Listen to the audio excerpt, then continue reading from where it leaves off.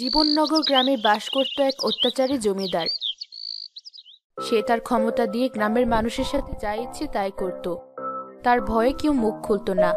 আর সেই গ্রামের একমাত্র সাহসী মানুষ ছিল জামাল। জমিদার বাবু, কিছু ভাবছেন নাকি? হ্যাঁ, সকালে হাঁটতে বেরিয়েছিলাম।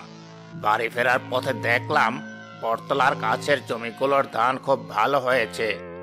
জানিস তো, অমন সোনার মতো দাম দেখে আমি চোখ ফেরাতে পারছিলাম না। আপনি কি বলতে চাইছেন আমি সেটা বুঝতে পারছি জমিদার বাবু। তাহলে আর দেরি করছিস কেন? গিয়ে কাজটা করে ফেল।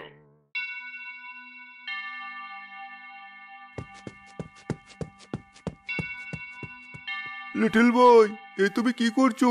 তুমি আমার জমির ধান কেটে নিচ্ছ কেন? সে কৈফিয়ত আমি তোকে দেবো নাকি? কার সাথে কথা বলছিস জানিস? আমি জমিদারের লেঠেল। আমাকে প্রশ্ন করার সাহস কোথায় পাস তুই? মেরে এখানেই শুয়ে দেবো বলে দিলাম। যা করছি চুপচাপ দাঁড়িয়ে দেখ, না হলে চলে যা।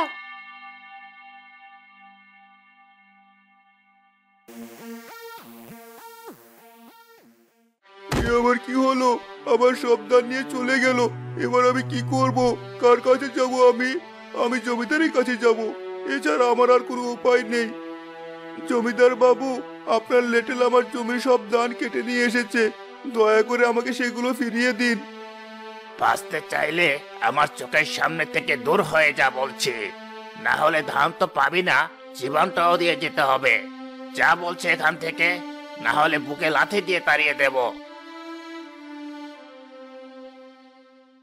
এ তোমার কেমন ব্যবহার? আজ কতগুলো বছর হলো তোমার এই অত্যাচার দেখছি। দয়া করে এখন এসব বন্ধ করো। এজন্যই বাবা বলেছিলেন এই ফকিরের ঘরে মেয়েটাকে বাপের বাড়ি পাঠিয়ে দিয়ে অন্য মেয়েকে বিয়ে করতে। চুপচাপ ছেলেকে রেখে এখান থেকে চলে যা, না হলে তোকে বাপের বাড়ি পাঠিয়ে দেব। তোমার এই কর্মফল একদিন তুমি ঠিকই ভোগ করবে। এভাবে ঘরে বাইরে সমান তালে সে মানুষের উপর অত্যাচার করেই যাচ্ছিল, আর দিন দিন তা বেড়েই চলছিল। কি খবর? তোমরা সবাই আমার বাড়িতে? ভাই, আপনি কিছু একটা করুন। আমরা আর এই জমিদারের সাথে পেরে উঠছি না। আমার জমি সব ধান সে কেটে নিয়ে গেছে। আমার গোয়ালের গরু নিয়ে গেছে। গ্রামের আরো অনেকের অনেক জিনিস তার লোকেরা এসে নিয়ে যাচ্ছে, আমাদের পথে বসিয়ে দিচ্ছে। দয়া করে তুমি কিছু একটা করো। বেশ তো, চলো তোমরা আমার সাথে। এখনই জমিদারের বাড়ি যাওয়া যাক, দেখি সে কি বলে। বাবা, আমিও তোমার সাথে যাব। তোমাকে আমি একা যেতে দেব না। না, তুই তোর মায়ের কাছে থাক। চলো সবাই।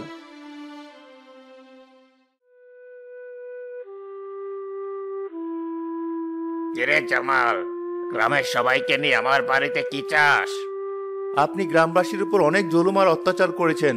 তাদের সব জিনিস আপনি জোর করে কেড়ে নেন। আমরা সেটা আর হতে দেব না। আপনার এই লেটেলের ভয় দেখিয়ে আর কোনো কাজ হবে না। আমরা গ্রামের সবাই এখন একসাথে লড়বো। যার যা জোর করে নিয়ে এসেছেন এক্ষুনি ফিরিয়ে দিন। লেঠেল, ওদের জিনিসগুলো সব দিয়ে দে। কিন্তু জমিদার বাবু। কোনো কিন্তু না, যা বলছি তাই কর। আর একটা কথা না বাড়িয়ে সবার জিনিস ফিরিয়ে দে। আমি ভেতরে চলে যাচ্ছি। জামাল ভাই, তোমার জন্য আমরা সবাই আজ বেঁচে গেলাম। তুমি আমাদের গর্ব। কি জমিদার বাবু, মুখ কালো করে ঘরে ঢুকছো যে? বলেছিলাম না তোমার কর্মফল তুমি পাবে, আর সেটা শুরু হয়ে গেছে। তুই আমার সাথে এত বছর থেকেও এখন আমাকে চিনতে পারিসনি, এজন্য খুব আফসোস হচ্ছে। আমার পথে কোনো বাধা আমি সহ্য করব না, বুঝলি? এবার তুই এটা দেখবি, আমার পথে বাধা হয়ে দাঁড়ালে তার পরিণতি কত ভয়ঙ্কর হয়।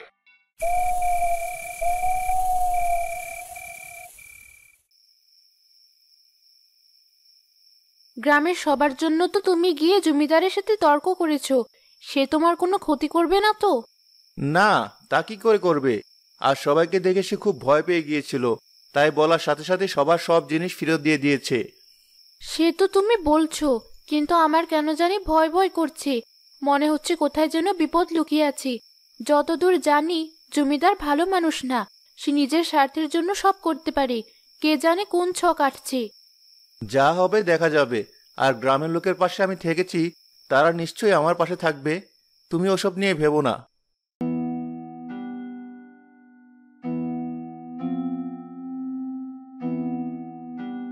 এই, তোর বাবা কোথায়? বাবা ঘরেই আছেন। কেন? গিয়ে এক্ষুনি ডেকে নিয়ে আয়।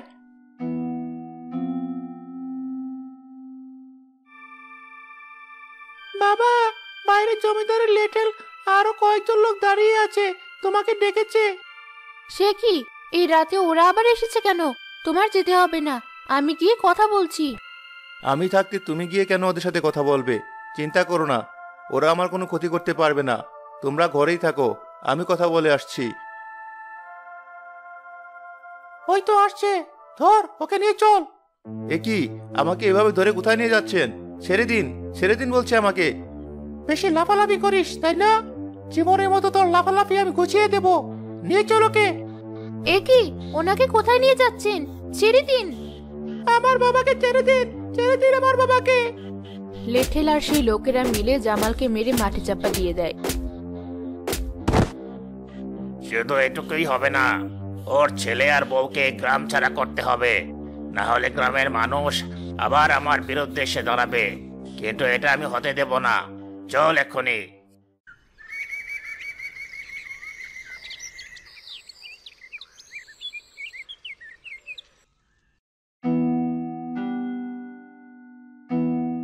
জমিদার বাবু, আপনার লেঠেল আমার স্বামীকে তুলে নিয়ে গেছে।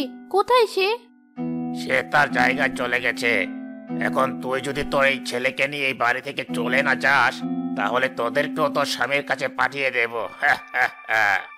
কি বলছেন এসব? আমার স্বামীর সাথে কি করেছেন? কোথায় সে? বললাম তো, সে তার জায়গায় চলে গেছে। আমরা তাকে তার জায়গায় পৌঁছে দিয়েছি। এবার ভালো চাস তো ছেলেকে নিয়ে এই বাড়ি থেকে চলে যা, না হলে তোদেরও ঠিক তোর স্বামীর মতো অবস্থা হবে। আমরা এই অবস্থায় কোথায় যাব? আমাদের বাড়ি ছেড়ে কোথাও যাব না আমরা। আমার বাবাকে ফিরিয়ে দিন। ছেলের মৃত্যু নিজের চোখে না দেখতে চাইলে এখান থেকে চলে যা। দয়া করে আমাদের কোনো ক্ষতি করবেন না। আমি আমার ছেলেকে নিয়ে চলে যাচ্ছি এখনই। চল বাবা। শোনো গ্রামবাসী, জামাল আমার থেকে অনেক টাকা নিয়ে এই গ্রাম থেকে পালিয়েছে। আমার এত বড় ক্ষতি আমি সহ্য করব না, তাই আমি তার বাড়ি দখল করেছি। এখন তোমরা কেউ যদি ওই চোরের বউ এবং ছেলেকে আশ্রয় দাও, তাকেও আমি ছেড়ে কথা বলবো না। শেষ পর্যন্ত জামাল কিনা এমন একটা কাজ করলো। রহিম ভাই, জমিদার আমাদের বাড়ি দখল করেছে। ছেলেকে নিয়ে যাওয়ার মতো কোনো জায়গা আমার নেই। দয়া করে আমাদের একটু থাকতে দিন। তোমাদের থাকতে দিলে জমিদার আমাকে ওই গ্রাম ছাড়া করবে। আমি তোমাদের সাহায্য করতে চাইছি, কিন্তু আমার বিপদ হলে তখন আমার ছেলে বউয়ের কি হবে? হ্যাঁ, বুঝতে পেরেছি। আমার জন্য কারো অসুবিধা হোক সেটা আমিও চাই না। আমি আমার ছেলেকে নিয়েই গ্রাম ছেড়ে চলে যাচ্ছি। আপনারা ভালো থাকবেন।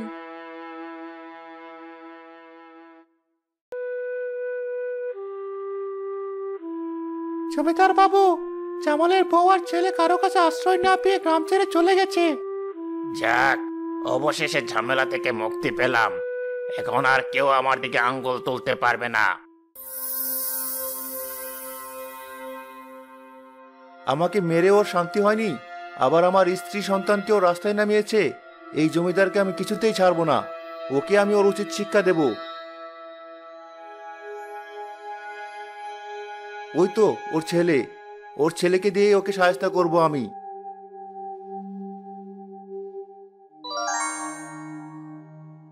জমিদার, এবার তুই আমার থেকে বাঁচতে পারবি না।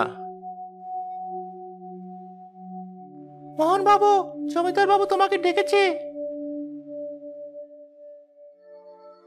মোহন, তুমি এখন অনেক বড় হয়েছ। এবার আমার সাথে আরো বেশি বেশি তোমাকে থাকতে হবে, জমিদারি শিখতে হবে। তোমার সাথে থেকে আমি আর কি জমিদারি শিখব? তোমার জমিদারি মানেই হলো অন্যের জিনিস জোর করে নেওয়া, মানুষকে কষ্ট দেওয়া। এছাড়া তুমি আর আমাকে কি শেখাবে? মোহন, কি বলছো তুমি এসব? তুমি কি ভুলে গেছো যে কার সাথে কথা বলছো? না, বলিনি। আমি জানি কার সাথে কথা বলছি। আমি একজন অত্যাচারী জমিদারের সাথে কথা বলছি, একজন খুনি জমিদারের সাথে কথা বলছি। লেটেল, কি বলছে মোহন এসব? ও কি করে জানলো এসব? এগুলো তো আর কারো জানার কথা ছিল না। কিন্তু আমি তো অন্য কথা ভাবছি মোড়ল মশাই। আপনার ছেলের কণ্ঠ এমন হলো কি করে? এটা তো অনেকটা জামালের কণ্ঠের মতো। কি আবল তাবল কথা বলছিস তুই? হি হি হি হি। ও ঠিকই বলছে জমিদার। তুই আমাকে ভুলে গেলেও এই শয়তান লেটেলটা দেখছে আমাকে ভোলেনি। এভাবে তাকিয়ে কি দেখছিস? তোর ছেলের গলা চেপে ধরে এখন আমি ওকে মেরে ফেলবো। কি কি বলছো এসব? আমার ছেলেকে ছেড়ে দে বলছি। তুই কি করে ভাবলি এত সহজে ছেড়ে দেব? তুই আমাকে মেরে ফেলেছিস, আমার পরিবারকে ঘরছাড়া করেছিস, গ্রামের সব মানুষকে অত্যাচার করেছিস দিনের পর দিন, আর তোকে আমি এত সহজে ছেড়ে দেব? এই লেটেল, দাঁড়িয়ে দেখছিস কি?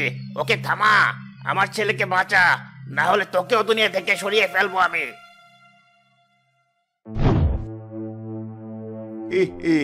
আমাকে মারবি?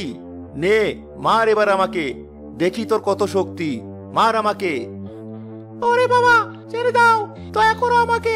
আমি যা করেছি জমিদারের কথাই করেছি, দয়া করে আমাকে ছেড়ে দাও। আমি আর জমিদারের কোনো কথা শুনবো না, দরকার হলে এই গ্রাম ছেড়ে চলে যাব। যা, ছেড়ে দিলাম। এবার এই জমিদারের পালা, তোর ঘাড় মটকে দেব, তারপর তোর ছেলেকে মারবো। দয়া করে আমার ছেলের কোনো ক্ষতি করো না, ওর কোনো দোষ নেই।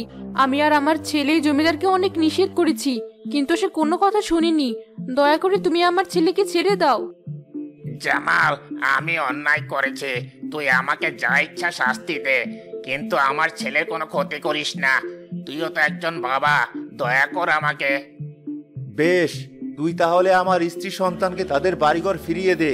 গ্রামের মানুষকে শোষণ করে তুই সম্পদ করেছিস, সেগুলো তাদের ফিরিয়ে দে, আর গ্রামের সকলের কাছে আমাকে খুন করার কথা স্বীকার কর। বেশ, আমি তাই করব। আমি এখনই সব ব্যবস্থা করছি।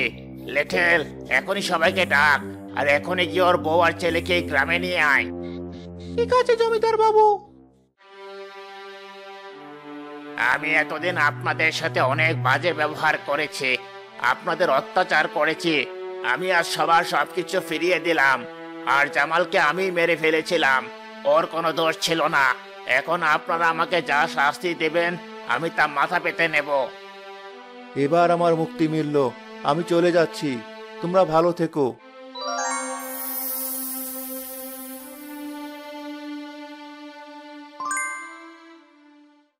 বাবা, তুমি এভাবে আমাদের ছেড়ে চলে গেলে। কাঁদিস না, তোর নিজের বাবার জন্য গর্ব কর। তোর ভাগ্য ভালো, আমার মতো তুই কোনো খুনির ছেলে না। সবাই মিলে জমিদারকে পুলিশের হাতে তুলে দেয়, আর মতিনকে তাদের নতুন জমিদার বানায়। মিতা ভাবি, সেদিন আমরা আপনাকে সাহায্য করতে পারিনি, আপনি আমাদের ক্ষমা করে দিন। ওসব আমি মনে রাখিনি, আপনারা আপনাদের কাজ করেছেন। তোমার বাবা আমাদের জন্য জীবন দিয়েছে, তাকে আমরা ফিরিয়ে দিতে পারবো না, তাই তোমারই অধিকার আমাদের জমিদার হওয়ার। আশা করব তুমি আমাদের সুখ দুঃখে আমাদের পাশে থাকবে। আমি সবসময় চেষ্টা করব